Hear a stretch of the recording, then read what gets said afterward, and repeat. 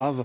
Il y a eu d'autres crashs par le passé. En 2003, notamment un Hercule S-130. Cette fois-ci, c'est un avion de fabrication américaine. S'était écrasé du côté de Boufarik, justement. Il y avait eu 20 victimes. 20 personnes étaient décédées. En 2014, toujours un Hercule S-130, mais cette fois-ci, le bilan avait été beaucoup plus lourd.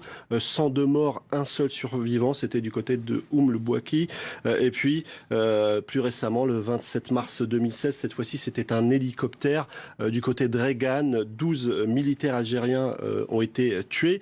Alors cette fois-ci, c'est un avion de fabrication russe. On l'a entendu avec Michel Polaco, c'est un avion assez ancien qui date des années 70, donc développé dans les années 60.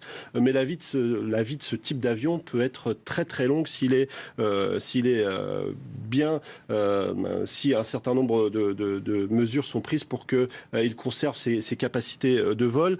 Alors cet avion transportait un grand nombre de passagers. Ce qui est intéressant, c'est que théoriquement, il peut transporter entre 120 et 140 personnes et le bilan semble accréditer la thèse qu'ils étaient plus nombreux à bord. Donc, on parle de 257 morts, hein, selon un dernier bilan officiel. Et c'est pour ça qu'il faut se poser la question de cet avion était-il trop chargé? Alors l'enquête ne fait que commencer. Évidemment, il y aura beaucoup de pistes qui vont être étudiées.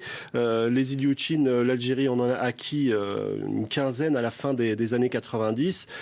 Et c'est vrai que c'est un avion qui a tout de même la réputation d'être très fiable.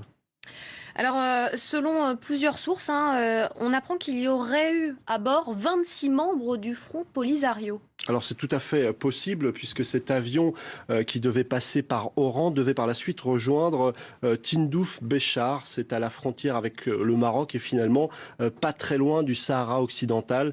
Le Sahara occidental qui est cette région disputée entre le Maroc et le Front Polisario depuis 1976. Et l'Algérie est régulièrement pointée du doigt par les autorités marocaines pour le rôle de soutien qu'elle joue en faveur du Front Polisario.